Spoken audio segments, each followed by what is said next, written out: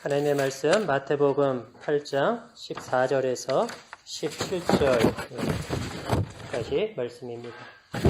마태복음 8장 14절에서 17절까지 제가 봉독하겠습니다.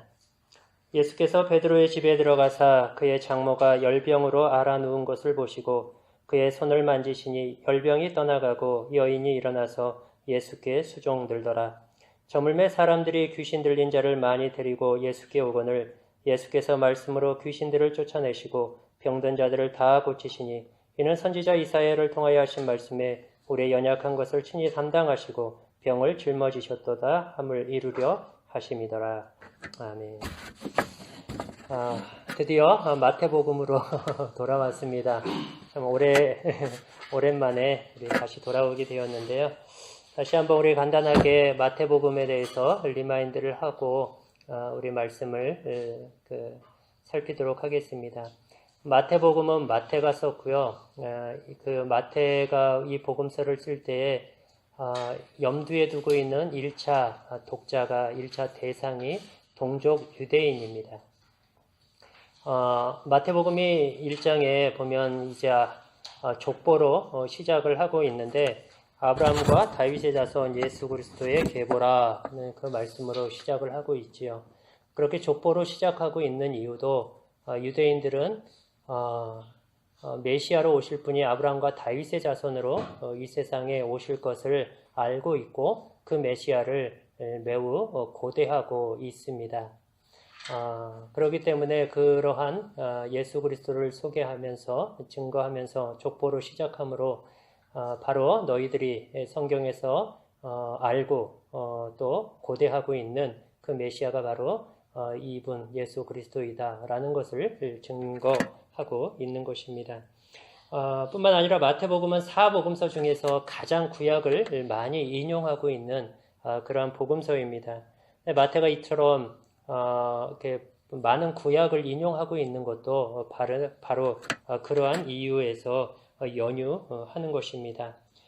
유대인들은 그 구약, 이 당시에는 그 신약 성경이 없었기 때문에 성경 자체죠. 구약 자체가 성경을 잘 알고 있었고 메시아를 고대하고 있습니다. 그런 그들에게 구약의 말씀들을 많이 인용을 함으로써 구약의 그 말씀들이 가리키고 있는 그 사람이 그 분이 바로 예수 그리스도이다라는 것을 증언하고 있는 것입니다. 오늘 본문도 마찬가지로 그것을 보여줍니다. 예수님께서 베드로의 집에 들어가셨습니다. 베드로의 장모가 열병으로 앓아 누워 있는 것을 보시게 되죠. 예수님이 그녀를 치료해 주십니다. 그리고 이제 저녁이 되자 많은 그 병자들과 귀신 들린 사람들이 또 예수님께로 나옵니다. 예수님 그들을 또한 다 고쳐주십니다. 그리고 마지막 17절에서 마태가 이렇게 쓰고 있습니다. 이는 선지자 이사야를 통하여 하신 말씀에 우리의 연약한 것을 친히 담당하시고 병을 짊어지셨도다 함을 이루려 하심이라. 이사야 53장 4절에 있는 그 말씀인데 이것을 마태가 인용함으로써 예수님이 바로 그 말씀을 성취하러 오신 바로 그 분이시다라고 증언하고 있는 것입니다. 이사야 53장 4절이 바로 메시아를 가리키고 있는 그거를 의미하고 있는 그런 성경 구절이지 않느냐. 그 유대인들이 다 알고 있는 것입니다. 그런데 바로 그 말씀이 바로 이 예수 그리스도 그분을 가리키는 것이다라고 증언을 하고 있는 것입니다. 이 사건 앞에 보면 이제 8장에서 시작하면서 나병 환자를 고치시는 사건이 있었고요. 그리고 백부장의 하인, 중풍병으로 고생하는 백부장의 하인을 중풍병자를 치료하시는 사건이 있었습니다. 이 나병이나 중풍병이나 또 베드로의 장모가 앓고 있는 이 열병이나 이 모든 것은 하나님만이 치료하실 수 있는 그러한 병으로 이해되었던 그러한 질병들입니다. 물론 지금도 나병이나 중풍병이나 열병 이건 독한 그 전염병입니다. 이러한 것들이 사람으로 우리가 사실 고치는 것도 어렵지 않습니까? 근데 당시로서는 더더군다나 이러한 질병은 사람의 힘으로 고칠 수 있는 병이 아니라 하나님만이 고칠 수 있는 병으로 당시에는 더더욱 그렇게 모든 사람들이 인정하고 있었던 그러한 병들입니다. 그런데 예수님이 그 병을 다 고치십니다. 마태는 그것을 다 일일이 기록하고 있고 그것들을 열거하고 있습니다. 예수님이 이것을 치료하시는 방법도 우리가 주목해서 볼만한데요. 그 공통점이 있습니다. 다 말씀으로 그것을 고치십니다. 8장 3절에 보시면 나병 환자를 고치시는 그런 그 장면에서 이렇게 기록하고 있습니다. 예수님이 3절에서 말씀하시기를 내가 원하노니 깨끗함을 받으라. 나병 환자를 향해서 그렇게 말씀합니다. 그랬더니 즉시 그의 나병이 깨끗하여 진지라. 말씀으로 나병 환자를 고치십니다. 그리고 이제 백부장의 하인 5절 이하의 말씀에도 동일하게 8절에서 백부장이 이제 예수님께서 하인을 고쳐주기 위해서 내가 너희 집으로 가겠다. 그렇게 말씀하시자 백부장이 우리 집에 오는 것을 내가 감당하지 못하겠습니다. 그러면서 하는 말이 다만 말씀으로만 하옵소서 그리하면 내 하인이 낫겠나이다. 그렇게 고백을 합니다. 백부장의 이러한 믿음을 하나님께서 칭찬하시고 이제 13절에서 이렇게 말씀하시죠. 가라 내 믿은 대로 될지니라. 그렇게 말씀하시니 그 즉시 하인이 나으니라. 하나님이 말씀으로 고치셨습니다. 오늘 그 베드로의 장모를 고치시는 그 장면은 더 놀랍죠. 예수님이 아무 말씀도 하시지 않으셨습니다. 베드로의 집에 들어갔는데 베드로의 장모가 그 열병으로 아파가지고 누워 있습니다. 예수님 가셔서 그의 손을 그냥 만지셨습니다. 그러자 어떻게 됐다고 합니까? 열병이 떠나고 여인이 바로 즉시로 일어나서 예수님께 수종들었다. 그런 사실을 기록하고 있습니다. 그리고 사람들이 이제 귀신 들린 자들, 많은 병자들이 예수님의 소문을 듣고 예수님을께로 나옵니다. 그런데 다 예수님이 뭘로 고치셨다고 기록하고 있습니까? 말씀으로 귀신들을 쫓아내시고 병든 자를 다 고치셨다. 여러분 말씀으로 예수님이 이것을 고치셨다라고 하고 있는 이 마태가 쓰고 있는 이것은 괜히 쓰고 있는 것이 아닙니다. 여러분 말씀으로 예수님이 이렇게 하셨다. 무엇이 연상되십니까? 하나님이 세상을 태초에 하나님이 천지를 창조하셨을 때가 떠오르지 않습니까? 하나님이 세상을 무엇으로 창조하셨습니까? 하나님 말씀으로 창조하셨습니다. 하나님의 말씀으로 빛이 있으라 하더니 빛이 있었습니다. 예수님이 말씀으로 내가 깨끗함을 받기를 원한다 말씀하시니 즉시 나병이 떠나가고 중풍병이 치료되고 또한 많은 귀신들이 떠나가고 병자들이 나음을 입었습니다. 무엇을 기록하고 싶은 걸까요? 마태가 여기에서 무엇을 말하고 싶은 것입니까? 이 예수 그리스도가는 바로 그 하나님, 천지 말씀으로 천지 만물을 창조하셨던 그 하나님과 방불한 분이시다라는 것을 말하고 증언하고 싶은 것입니다. 이러한 진술을 통해서 예수님이 바로 그러한 분이심을 증언하고 있는 것입니다. 이러한 권세는 말씀으로 병자를 고치고 귀신을 내어쫓고 어떤 많은 사람들을 고치시는 이러한 기적과 같은 이러한 권세는 유대인들 생각 속에 이것은 다윗의 자손으로 오실 바로 그분만이 하실 수 있는 것이다.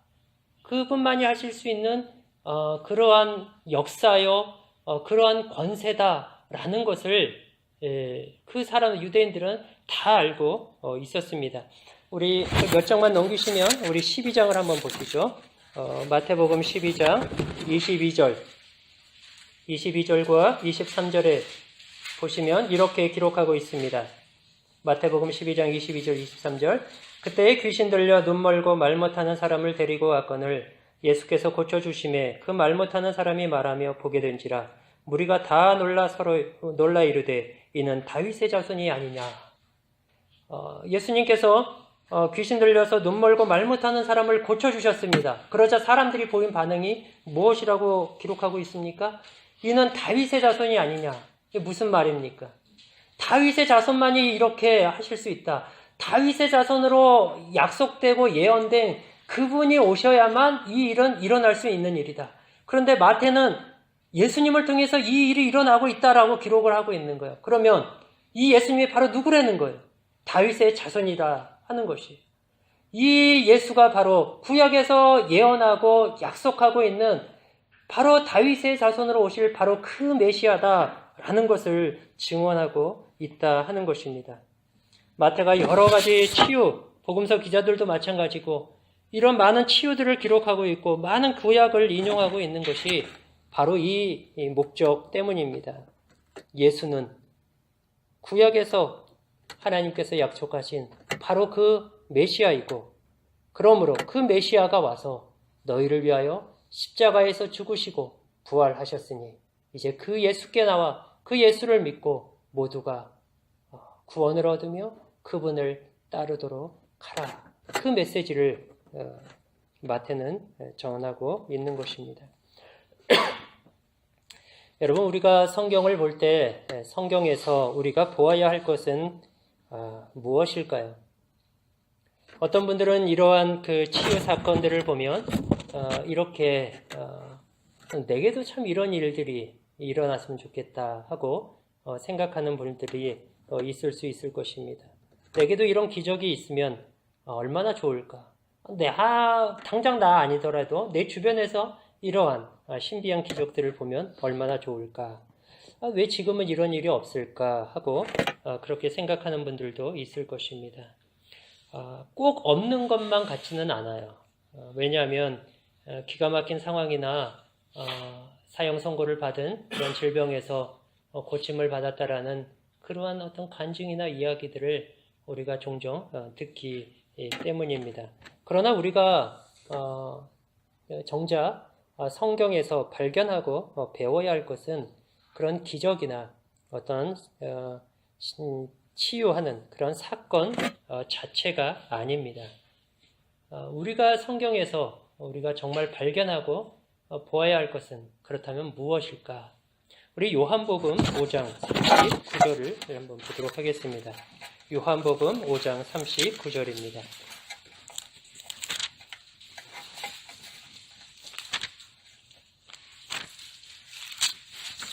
요한복음 5장 39절 신약성경 151페이지입니다.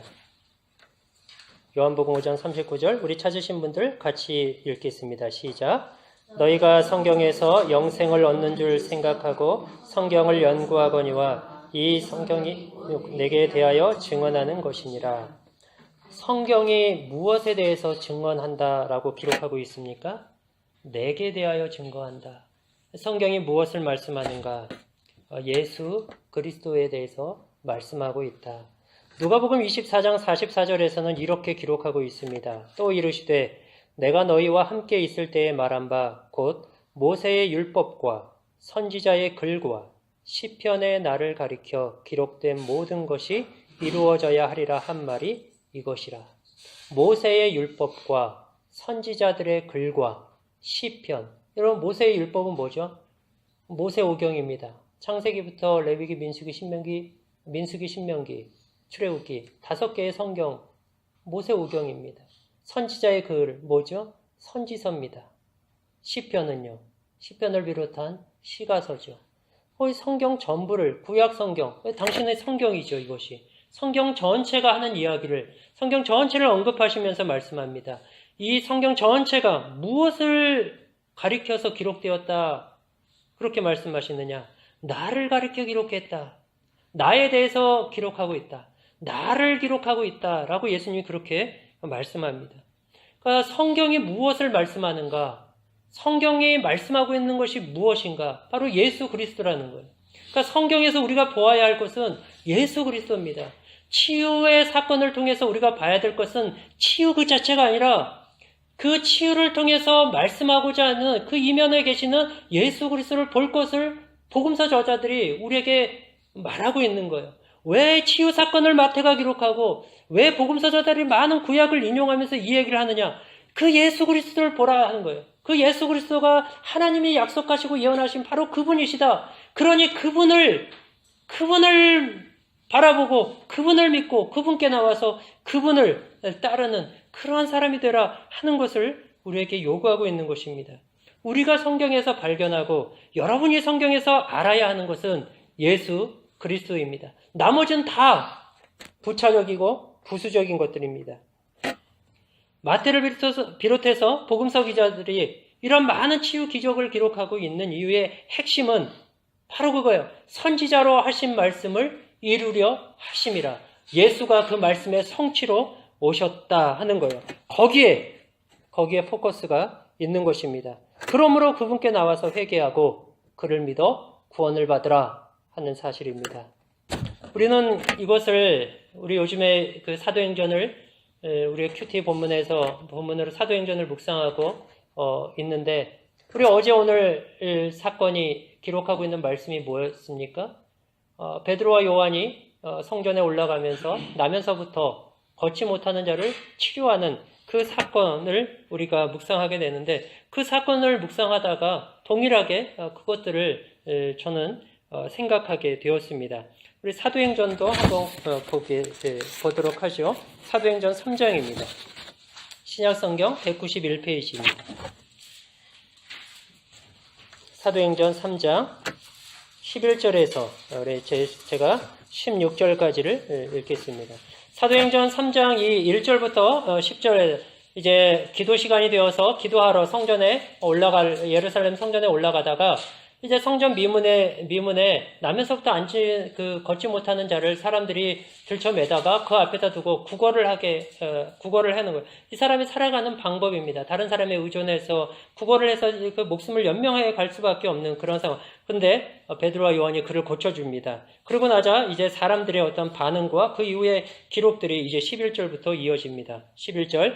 나은 사람이 베드로와 요한을 붙잡으니 모든 백성이 크게 놀라며 달려나가 솔로몬의 행각이라 불리우는 행각의 모이건을 베드로가 이것을 보고 백성에게 말하되 이스라엘 사람들아 이 일을 왜 놀랍게 여기느냐 우리 개인의 권능과 경건으로 이 사람을 걷게 한 것처럼 왜 우리를 주목하느냐 아브라함과 이삭과 야곱의 하나님 곧 우리 조상의 하나님이 그의 종 예수를 영화롭게 하셨느니라 너희가 그를 넘겨주고 빌라도가 놓아주기로 결의한 것을 너희가 그 앞에서 거부하였으니 너희가 거룩하고 의로운 일을 거부하고 도리어 살인한 사람을 놓아주기를 구하여 생명의 주를 죽였도다. 그러나 하나님이 죽은 자 가운데서 그를 살리셨으니 우리가 이 일의 증인이라. 그 이름을 믿음으로 그 이름이 너희가 보고 아는 이 사람을 성하게 하였나니 예수로 말미암아 난 믿음이 너희 모든 사람 앞에서 이같이 완전히 낫게 하였느니라.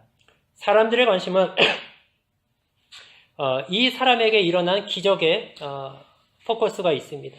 사람들이 항상 그 안전뱅이가 항상 그 성전 미문에 앉아있던 그 사람이 일어나서 걷고 뛰는 모습을 본 거예요. 이 놀라운 광경을 목격을 합니다. 그리고 그를 고쳐준 이 베드로와 요한을 사람들이 주목하게 됩니다. 사람들의 지금 관심은 일어난 이 기적 자체와 그 기적을 일으킨 이 베드로와 요한에 온통 와 있습니다. 그러나 사도들의 관심은 그들이 예수 그리스도를 주목하여 보는 데에 그들의 관심이 있습니다. 그래서 곧장 12절에서 말하고 있는 바와 같이 베드로가 그것을 자신들을 주목하고 있는 사람들을 향해서 사람들아 왜 이 일을 놀랍게 여기느냐 마치 우리가 우리의 개인의 권능과 우리의 무슨 능력이 있어서 우리에게 무엇이 있어서 이 사람을 우리가 걷게 한 것처럼 왜 우리를 주목하느냐 우리가 아니다. 그러면서 그 시선을 누구에게로 돌리게끔 합니까? 예수 그리스도께 돌리게끔 합니다. 너희가 못 박아 죽인 그 예수 그리스도, 하나님이 그분을 살리셨다. 우리가 그 증인이다. 우리가 이 사람을 그분의 예수의 이름으로 이 사람에게 명하였고 그 이름이 이 사람을 낫게 하였다. 예수께서 낫게 하신 것이지 우리가 낫게 한 것이 아니다.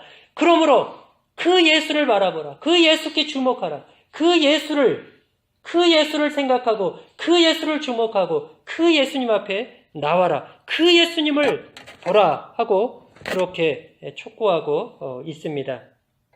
사람들의 관심이 이 기적 그리고 자신들 주목하는 그런 데에 있을 때에 그 모든 주목들을 예수 그리스도께 돌리고 그 뒤에 있는 기적 뒤에 있는 그 기적을 일으킨 정말 장본인이신 예수 그리스도를 주목하여 볼 것을 그렇게 촉구하고 있는 것입니다. 우리의 관심도 마찬가지입니다. 우리의 관심이 기적 자체에 머무를 때가 많습니다. 여러분 오병이어 기적을 아시죠? 물고기 2마리와 떡 5개로 5,000명을 먹이신 사건입니다. 많은 사람들이 이 기적을 경험을 했어요. 그리고 나서 사람들이 예수님을 찾습니다.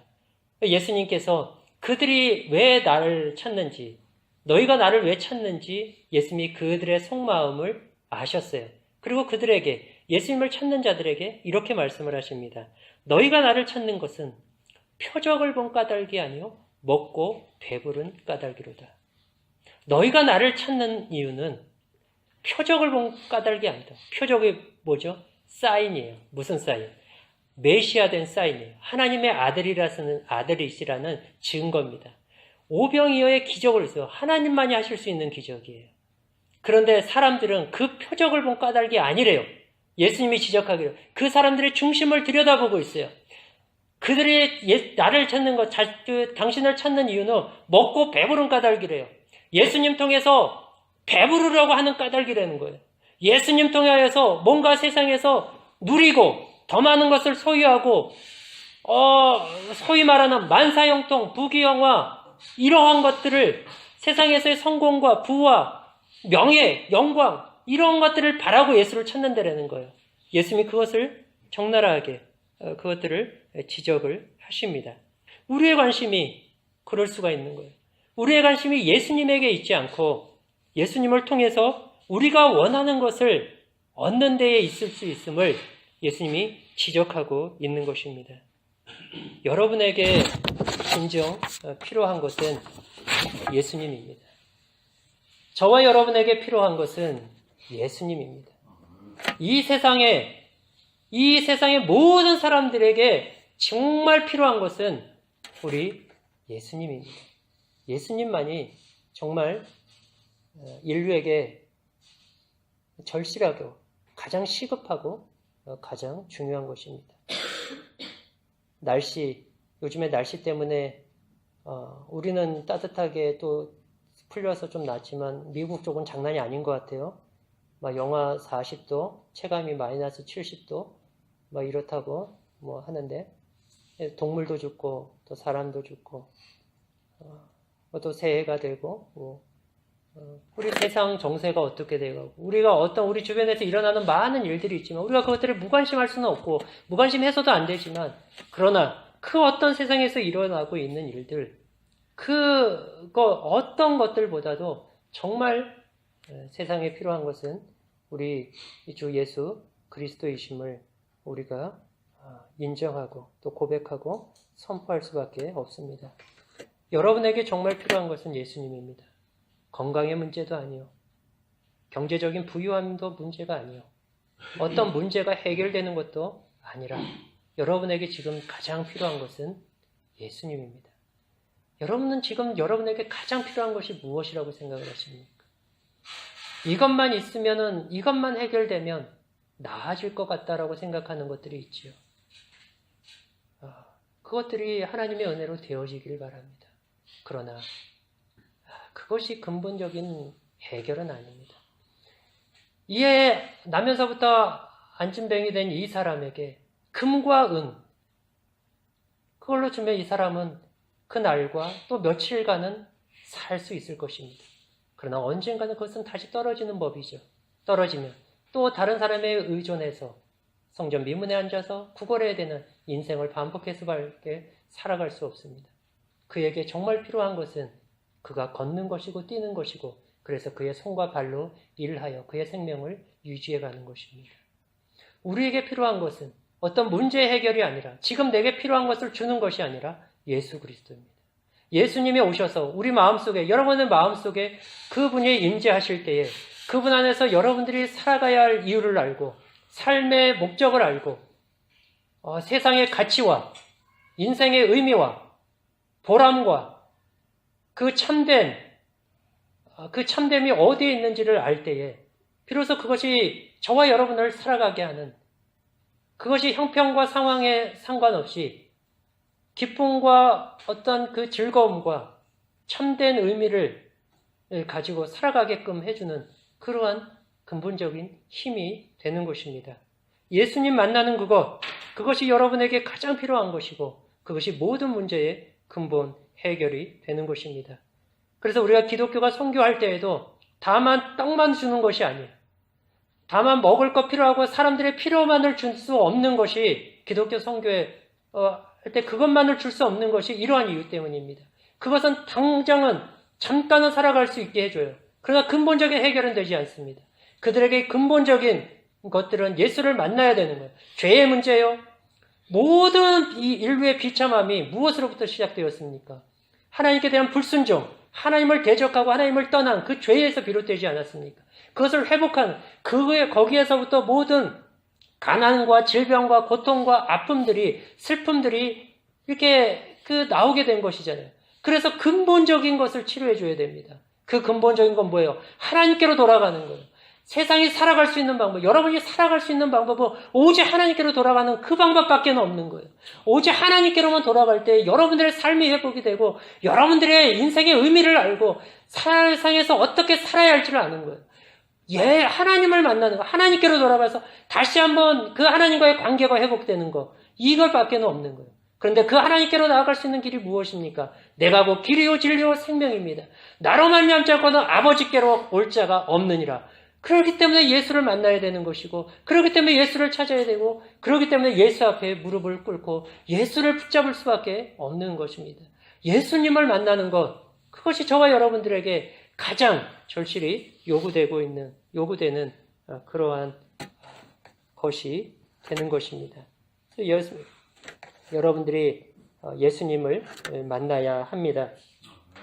여러분이 교회 생활 열심히 하고 교회 생활 오래 다녀도 이 예수님 만나지 못하면, 이 예수님 알지 못하면 여러분에게 아무런 소용이 없습니다.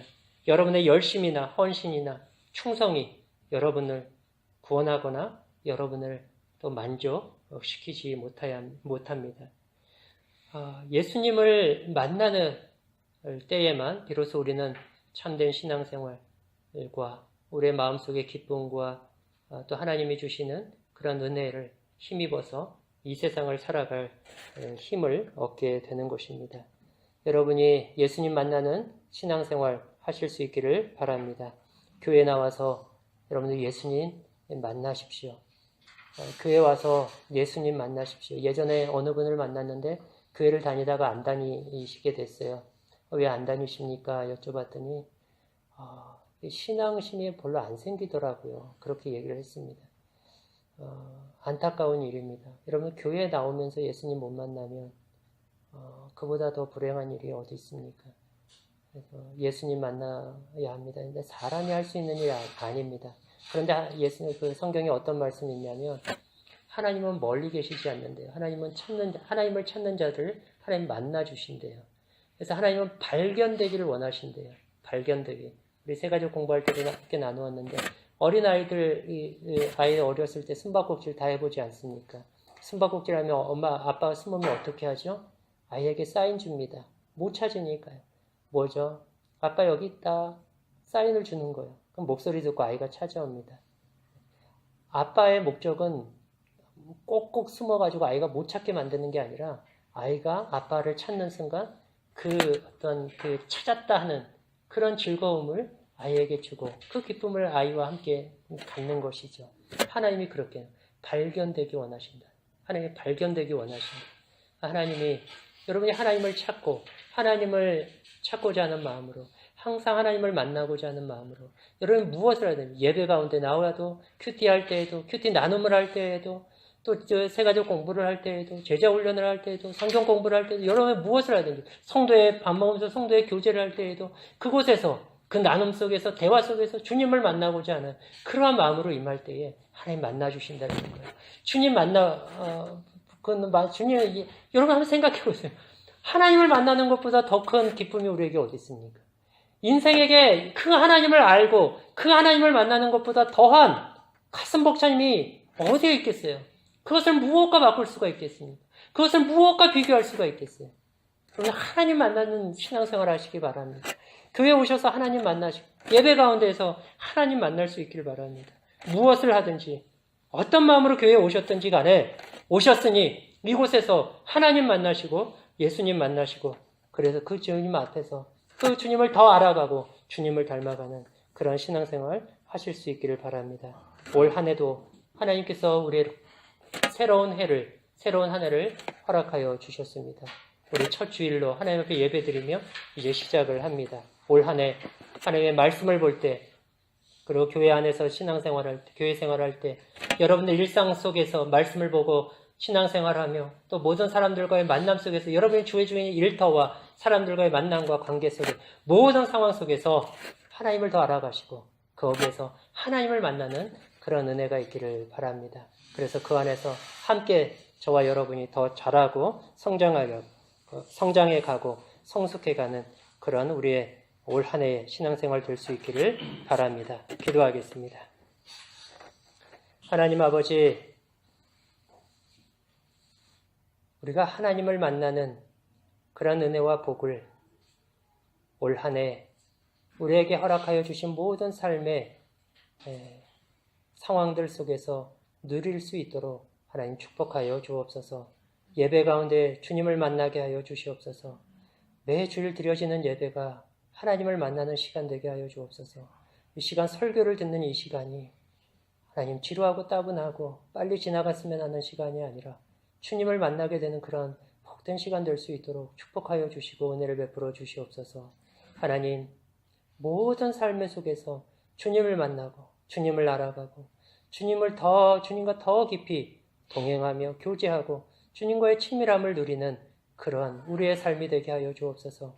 그것이 우리로 하여금 얼마나 부유케 하고 그것이 우리로 하여금 얼마나 세상을 담대하게 살아갈 수 있게 하는지 우리가 그 삶의 증인과 증거가 되게 하여 주옵소서. 예수 그리스도의 이름으로 기도하옵나이다. 아멘.